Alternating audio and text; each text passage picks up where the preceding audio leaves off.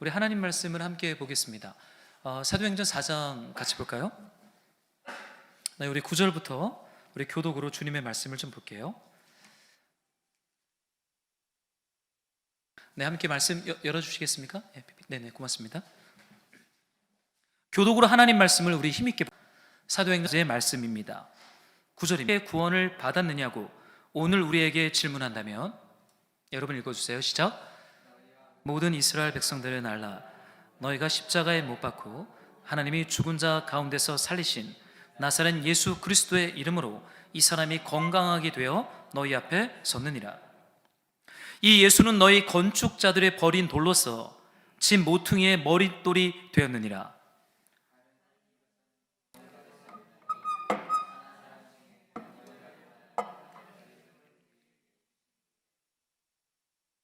그들이 베드로와 요한이 담대하게 말함을 보고 그들을 본래 학문 없는 범인으로 알았다가 이상히 여기며 또 전에 예수와 함께 있던 줄도 알고 또 비난할 말이 없는지라.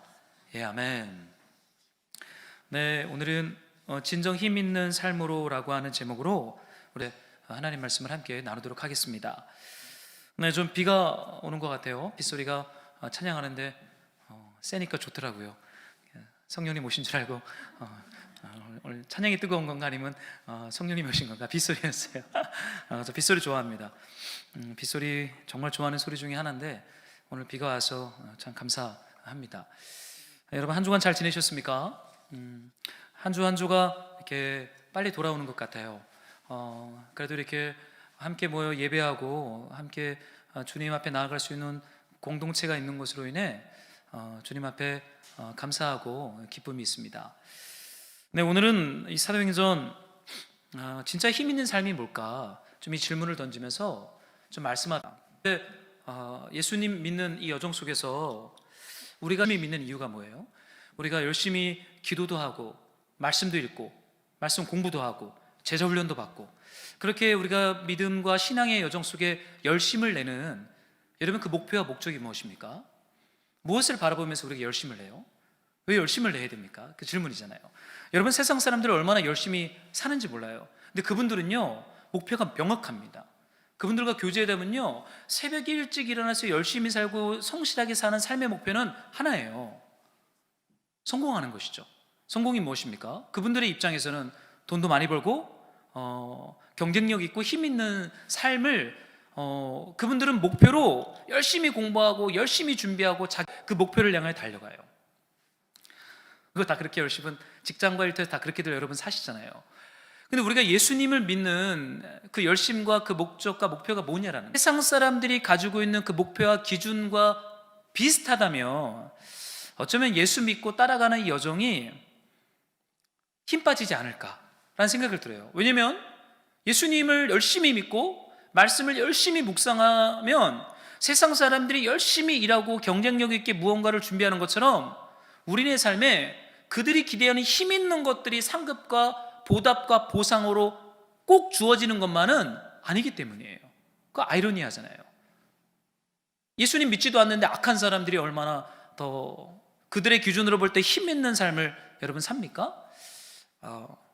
그렇다면 예수님 믿는 것에 짐 빠지고 힘 빠질 수 있어요. 이 부분에 대해서 이 말씀을 붙잡고 좀 주님께 질문하며 주의 음성을 듣기를 원해요. 오늘 말씀에는요 권세라는 단어와 기적이라고 하는 단어가 전체 본문 가운데 흘러가고 있습니다. 여러분 기적이 있는 곳에 권세, 힘이 주어집니다. 그거는 우리 예수님 때도 명확했어요. 예수님이 기적을 베풀면 수많은 사람들이 모여들었어요. 기적이 있는 곳에 여러분 권세가 주어져요. 그것은 신앙이 있든 없든 여러분 기적이 일어나고 거기에서 무언가 표적과 역사가 일어나잖아요. 그 사람들은 거기에 쏠리고 집중하게 될 수밖에 없습니다. 여러분 성전 지도자들이 이 안진뱅이 40년 된 이분이 일어나 걸은 이 기적 앞에서 그들이 왜 불편해했어요? 사실 불편해할 이유가 아니었잖아요. 우리 지난주 묵상하면서요. 그 이유는요 권세가 아닌 어떤 다른 존재를 통해 성전 앞에 앉아 평생 구걸하던 안진뱅이가 회복되었기 때문이에요. 이게 불편한 거예요. 만약에 성전, 헤롯 성전의 권세로 이 40년 동안 이 문 앞에서 구걸하던 친구가 일어나 걸었다면 성전 지도자들은 화내지 않았을 거예요. 이거 성전의 권능이다. 이 성전에 와서 기도하고 말씀 공부하고 예배하니까 이런 표적과 기적이 일어나는 거야. 성전을 홍보하는 마케팅의 도구로 이분을 아마 간증도 세우고 성전에서 아마 사례비도 주면서 저는 사역자로 세우지 않았을까라는 생각도 해보게 돼요. 왜요? 증거잖아요. 성전에 와서 기도했더니 이런 놀라운 역사와 표적이 일어났으니까 여러분 이분을 보십시오. 그럼 얼마나 그들이 열심히 기도하겠어요? 그러면 얼마나 성전에 많은 헌금과 성전세가 거두어지겠어요? 힘이 주어지는 거잖아요. 여러분 기적이 일어나는 곳에는 여러분 권세, 힘이 생깁니다. 자기들의 권세로 일이 일어났으면 그들은 환영했을 겁니다. 여러분 사람이 이래요. 사람은 얼마나 이기적인 존재인지요. 우리도 다른 사람 잘 되면 배가 아프잖아요. 저만 아파요. 같이 개척했는데 다른 교회는 막 개척한 동기가 막 부흥하고 있어요. 밥을 못 먹어요. 그날은 밥을 못 먹습니다. 나도 이렇게 하는데 왜 부흥 안 되고 쟤는 나랑 비슷하게 개척했는데 왜 부흥하는 거야? 이렇게. 여러분 이게 우리 인간의 솔직함이잖아요. 기적이 일어나는 것에 권세가 생기기 때문이에요.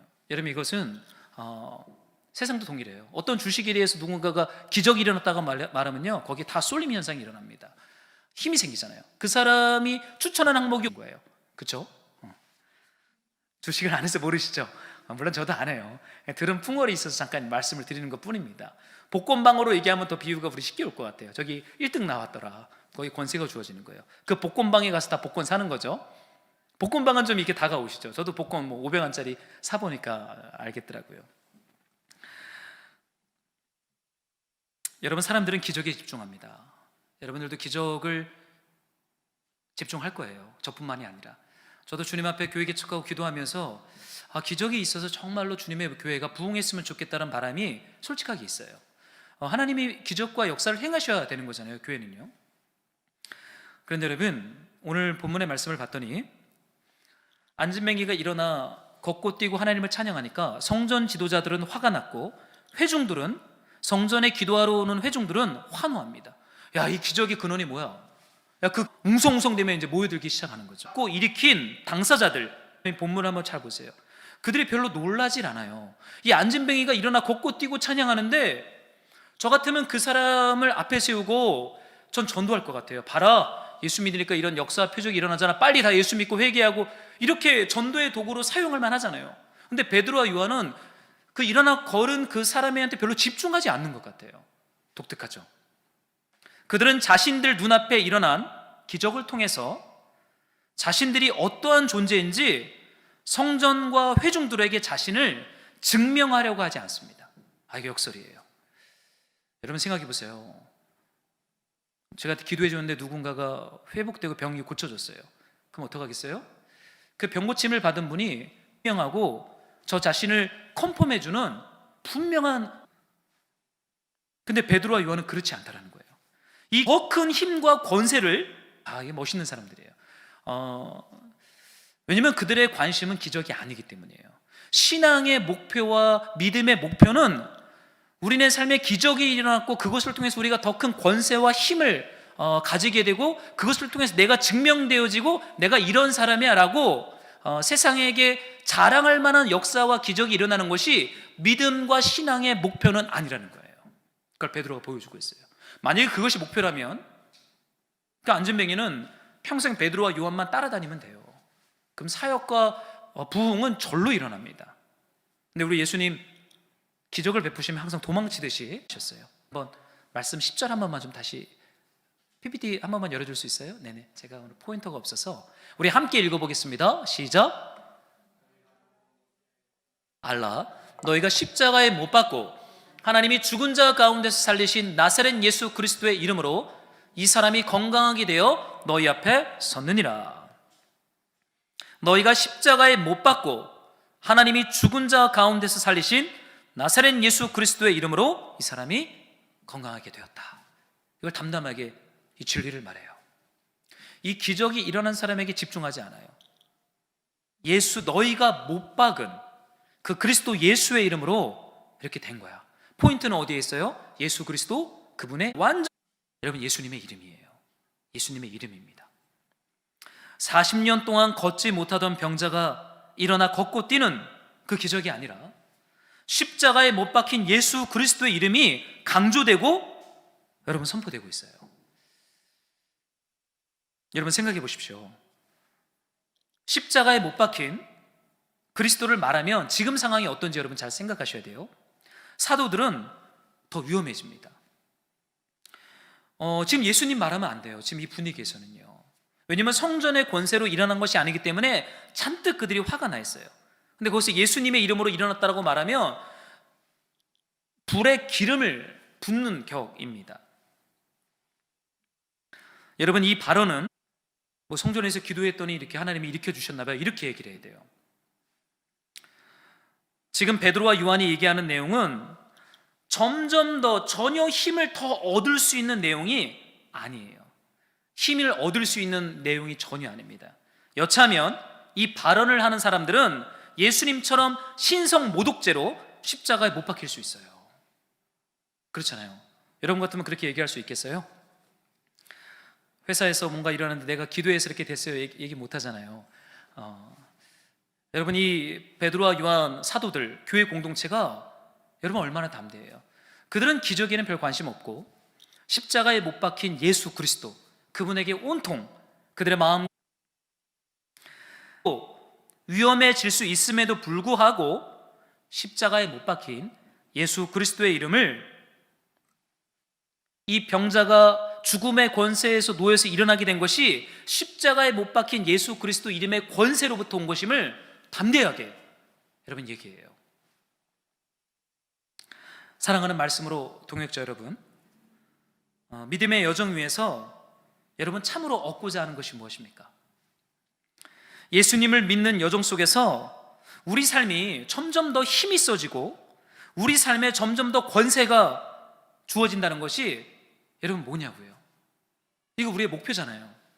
우리가 기도 많이 하고 말씀 묵상하면서 말씀에 순종하면서 불편하게 사는 이유는 여러분 사도행전하는 그 기적의 연속, 문과 모두 응답되는 그러한 결과들로 반드시 귀결되지는 않는다는 거예요. 여러분 기도 응답을 많이 받을수록 기도에 권세가 있는 거예요. 그렇죠? 우린 그런 분들한테 기도 부탁하잖아요. 저한테는 기도 부탁을 안 해요. 기도에 권세가 없는 거죠. 기도에 권세가 있다면 저한테 얼마나 많은 분들이 기도 부탁을 하겠어요? 여러분 기도를 많이 했는데 기도 응답이 계속 있다. 거기에는 정말 힘이 있는 거예요. 여러분 사도들을 보고 초대교회를 보면 그들은 점점 더 권세가 축적되고 더 강해지고 힘이 있어지는 게 아니라 잃는 것 같은, 잃어버리는 것 같은, 여러분 그들은 들어가요. 그게 아이러니예요. 역설입니다. 하나님의 기적으로 자신들을 증명하려고 하는 시도를 하지 않아요. 여러분 얼마나 증명할 것들이 많은 표적과 기사들이 일어나고 있어요. 근데 그걸로 자신들의 권세를 확보하고 자신들을 증명하고 내가 이런 존재라는 것을 드러내려고 한 번도 도구로 사용하지 않아요. 그들은 그저 십자가에 못 박힌 예수가 하나님의 그리스도시고 그 이름으로 이 기적이 일어났음을 담담하게 선포할 뿐입니다. 여러분 지금 사도들과 초대교회에 남은 것이 무엇입니까? 기적을 통해서 증명된 그들의 힘, 그들의 영향력이 확장 여러분 되었을까요? 좀 어떠세요? 흔적들이 사도들과 교회에 된 하나님의 성도들 안에 점점 더 선명해져요. 성전의 권세를 볼 때 그들은 점점 권세를 잃어버리고 있는데 예수 그리스도 하나님 나라의 관점으로 볼 때는 예수님을 본받고 예수님을 따라가고 예수님을 사랑하는 그 흔적들이 사도들과 교회 안에 점점 더 짙어지고 있어요. 선명해지고 있어요. 저는 이것이요 우리 신앙함, 믿음의 여정에 저는 분명한 목표라고 믿어요. 우리네 삶에 여러분 기도응답이 제일 많이 일어날 때가 언제냐면요 갓 예수 믿었을 때예요. 그때는 기도응답이 진짜 정광석하죠. 기도만 하면 주님이 응답하셨어요. 저도 고등학교 때 예수님 만나고 집에 등록금을 구하면 주님이 등록금을 공급해 주셨고, 그때는 일상과 삶의 그 뜨거움과 그 역사와 기적이 얼마나 뜨거웠는지 몰라요. 고등학교 시절, 대학생 때. 그러나 여러분, 그것이 우리를 증명하고 우리네 삶에 계속 이어집니까? 여러분, 응답은 없을 수도 있어요. 여전히 문제들이 고속도로가 뚫리듯이 빵 뚫리지 않고 여전히 문제가 계속 산적할 수 있어요. 그런데 점점 더 힘이 써지고 점점 더 권세가 주어진다라고 말하는 이 충만함의 삶의 그 결과, 그 열매가 뭐냐고요? 기도할 때마다 안진뱅이가 계속 일어나야 됩니까? 우리 안에 선명해져 가는 거죠. 여러분, 이거보다 가치 있는 게 어디 있어요? 여러분, 이것이 예배의 목표요, 말씀을 묵상하는 것의 목표요, 기도를 열심히 하는 것의 저는 목적이라고 생각들어요. 여러분, 예수님을 따라가는 여정 속에서 무엇을 기대하십니까? 어떤 역사가 여러분의 삶 가운데 일어나기를 소망하세요? 여러분, 무엇을 얻을 때 여러분의 삶에 권위가 주어질 거라고 여러분 생각하세요? 점점 더 예수님을 본받는 것이 사도들이 자랑한 힘의 실체, 권위, 권세의 실체입니다. 점점 더 예수님께서 가신 그 길을 우리에게 주신 하나님의 상급, 좀 더 힘을 얻는 삶의 구체적 모습이라고 믿어요.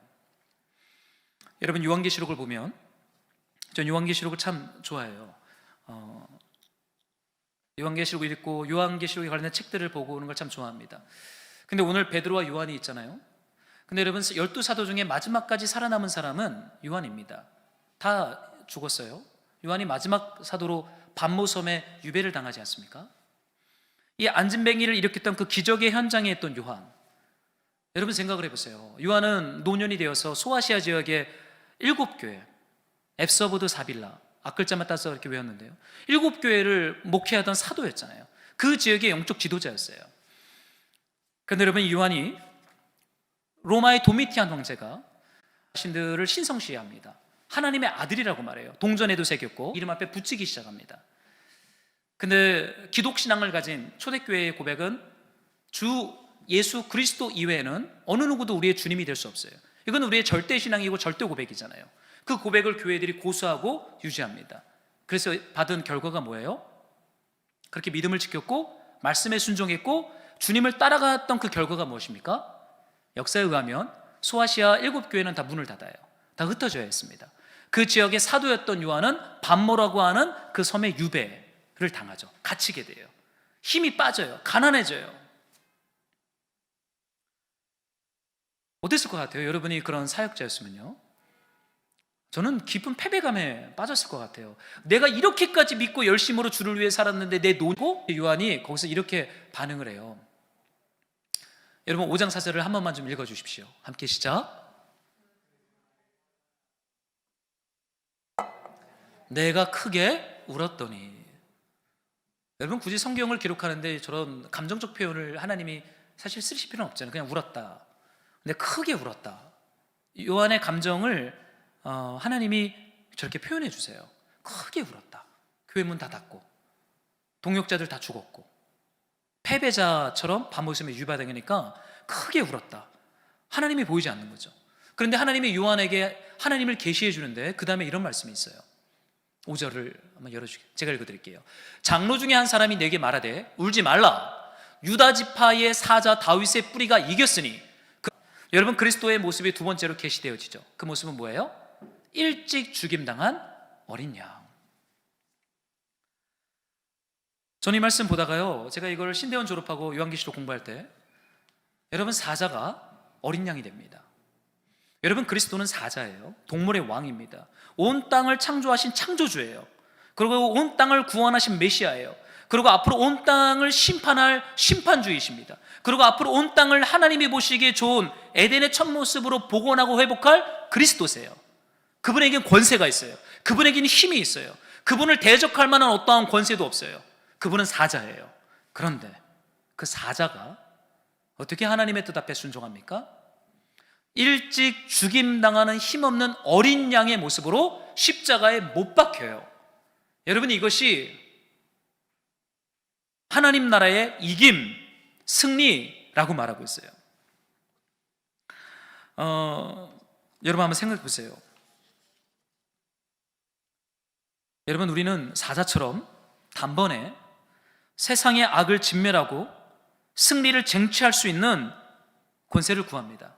문제를 단번에 해결하고 병을 단번에 치료하고 나를 괴롭히는 정사와 권세, 어둠의 세력들이 단번에 진멸당하는 그런 사자와 같은 힘을 구합니다. 그런데 그 사자가 어린 양이 되어 일찍 죽음을 당해요.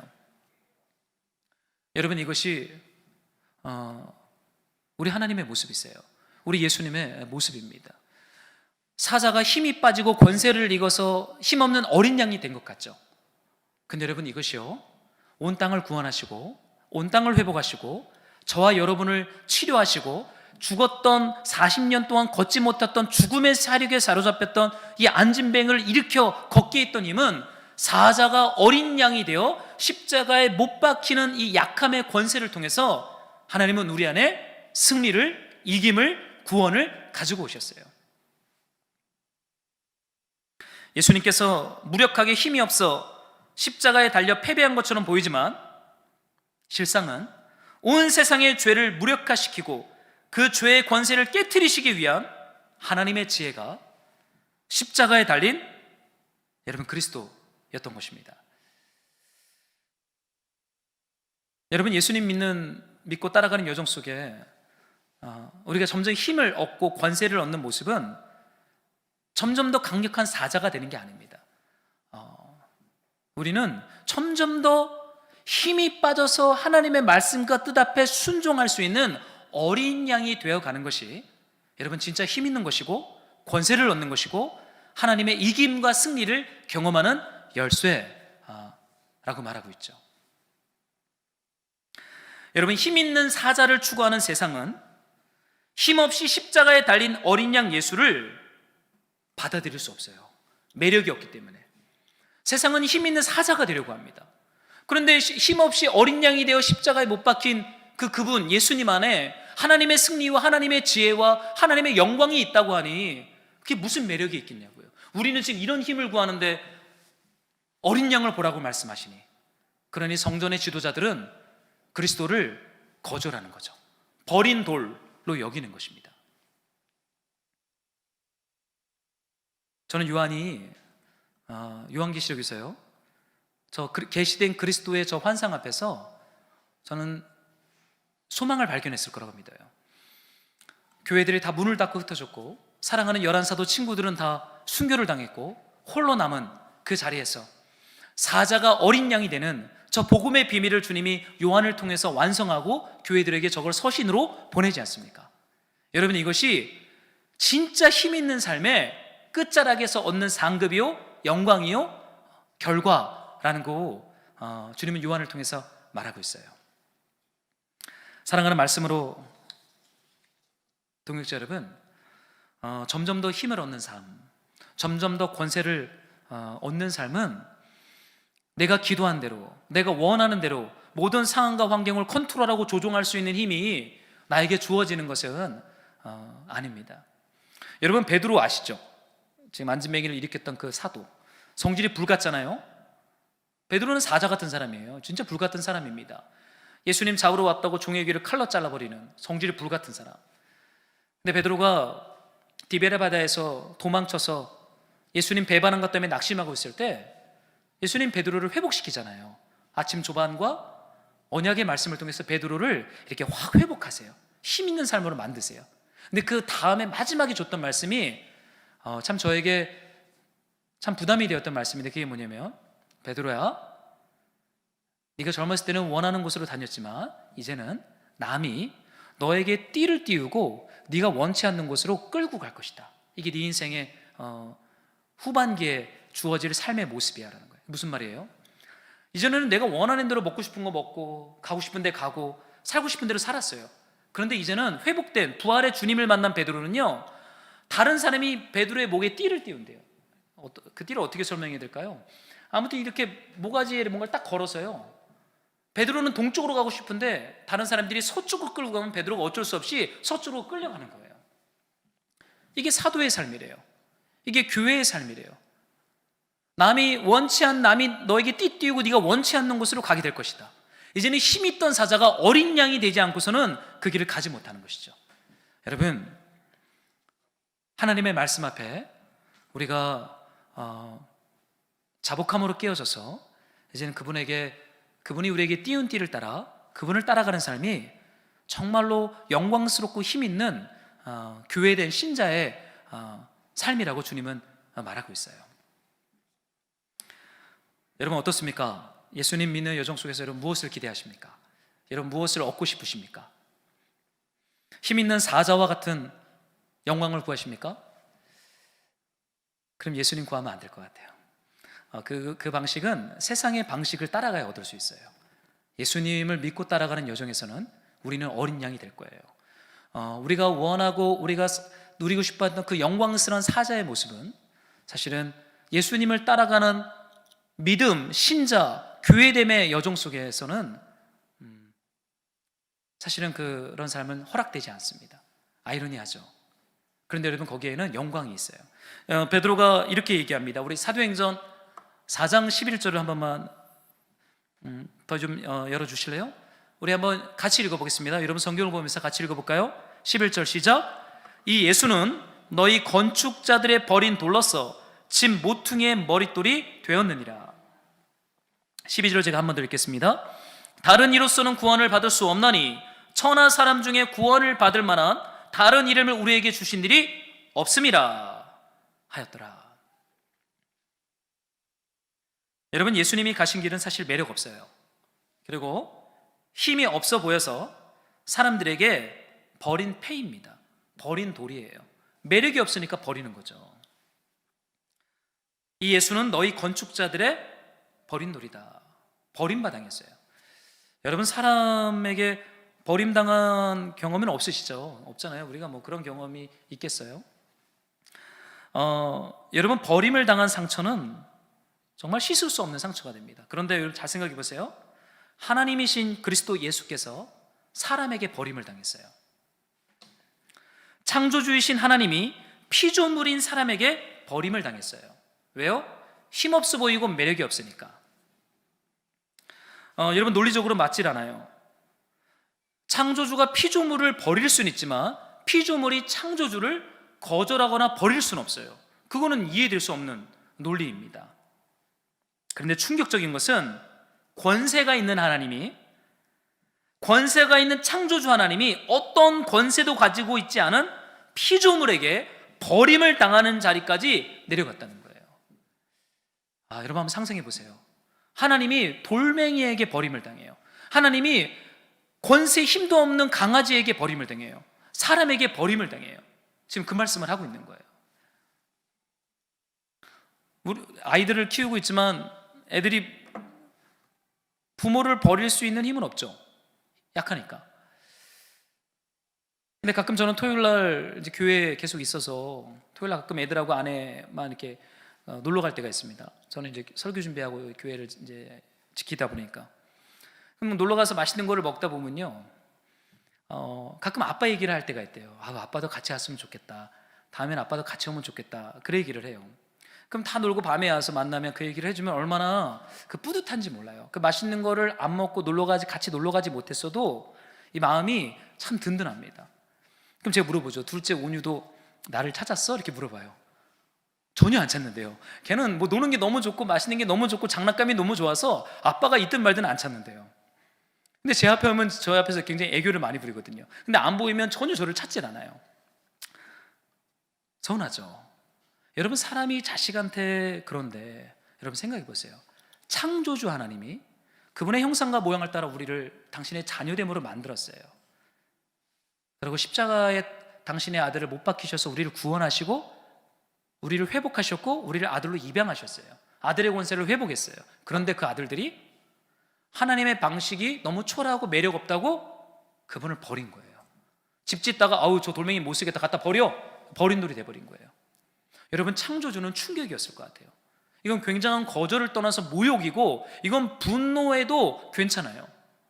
이건 심판을 가해도 되는 상황입니다. 그런데 여러분 성경은요 이것이 끝이 아니래요. 뭐라고 말합니까? 너희 건축자들의 버린 돌로 집 모퉁이의 머릿돌이 삼으셨다. 여러분, 하나님은요, 우리가 버리셨는데 그 버린 돌로 다시 우리를 회복하는, 우리 안에 하나님의 성전을 온전하게 짓고 건축하고 그날에 완성할 그 진정한 성전의 머릿돌의 기초로 우리가 버린 돌로 사용하셔서 우리를 회복했다는 거예요. 여러분, 이것이 얼마나 역설입니까? 만약에 하나님이 권세 있는 사자의 모습으로 있었다면 우리에겐 회복이 없어요. 우리에겐 구원이 없어요. 우리에겐 부활이 없어요.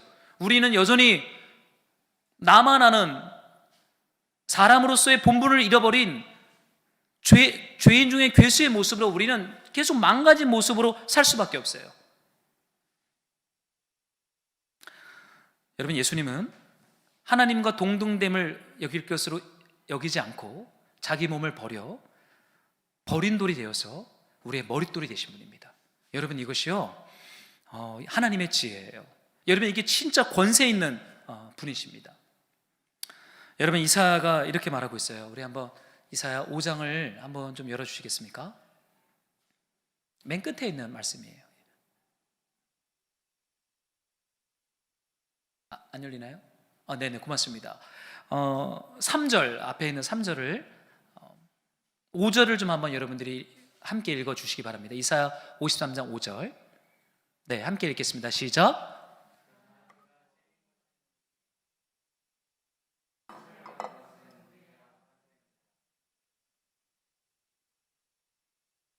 그가 매를 맞음으로써 우리의 병이 나았다. 여러분, 우리가 그리스도처럼 살라고 말하는 게 아닙니다. 우리는 그렇게 못 살아요. 죄송합니다. 우리는 사자와 같은 권세를 추구하는 존재들이에요. 우리는 일찍 죽임당하는 어린 양의 자리까지 나갈 수 없어요. 우린 그런 존재가 못 돼요. 그러나 그리스도는 사람에게 버림을 받는 창조주가 사람에게, 피조물에게 버림을 당하고 고발을 당하고 찔림을 당하였어요. 그런데 그걸 무력하게 그냥 받으셨어요. 힘 있는 분이 힘 없는 자들의 공격을 온몸으로 받으셨어요. 그리고는 그가 징계를 받음으로 우리가 평화를 누리고 그가 매를 맞음으로 우리의 병이 나았다. 여러분, 이게 그분의 권세입니다. 여러분, 그가 채찍에 맞고 징계를 맞음으로 여러분, 우리가 나았던 거예요. 40년 동안 걷지 못하던 이 안진뱅이가 일어나 걷고 뛰고 하나님을 찬양하는 거예요. 여러분, 이 존재는 누구입니까? 우리예요. 어떻게 해요? 그리스도가 찔림을 받고 매를 맞고 병이 들고 버림당하고 거절당하는 것을 통해 여러분, 이 병들었던 존재가 치유되고 회복되고 하나님과 화평을 누리고 구원을 받는 그 자리까지 하나님이 우리를 인도하는 것이죠.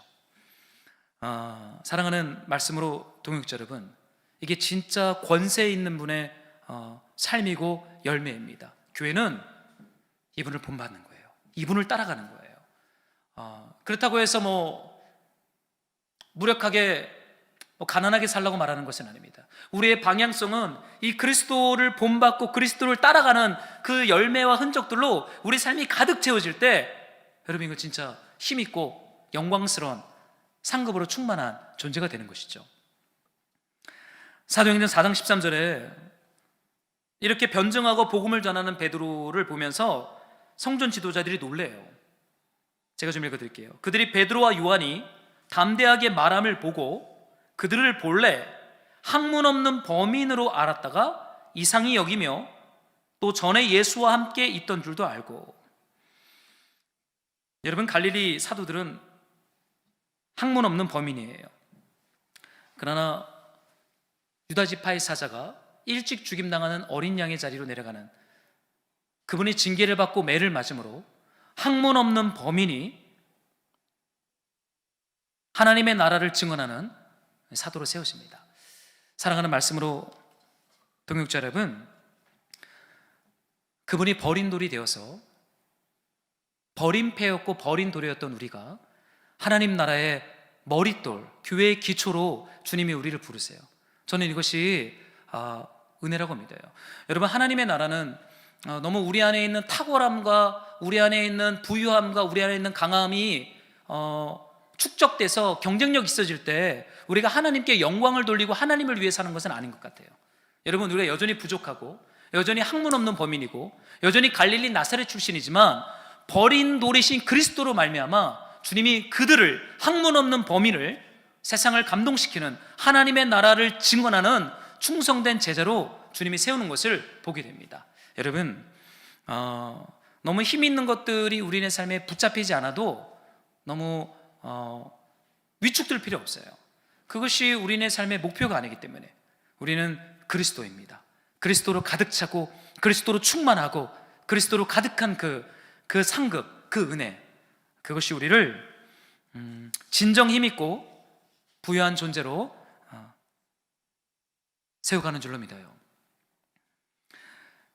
여러분, 진짜 힘이 있어지고 권세가 주어지는 것이 무엇인지 우리는 말씀을 통해 좀 묵상했어요. 사랑하는 말씀으로 동역자 여러분, 예수님 십자가에 못 박힌 예수 그리스도의 그 이름, 여러분 그것을 날마다 묵상하고 그분을 여러분 사랑하고 본받고 따라가기 시작하세요. 유다지파의 사자가 일찍 죽임당한 어린 양의 자리로 내려간 여러분 그 자리가 진정 힘 있는 자리, 권세의 자리입니다. 우리도 그리스도를 본받고 그리스도를 따라가는 그 영광과 은혜로 충만한 한 주 일상의 삶이 되기를 우리 예수님의 이름으로 축복합니다. 우리 이 말씀을 붙잡고 한번 같이 기도하면서 우리 주님 앞에 나아갑시다.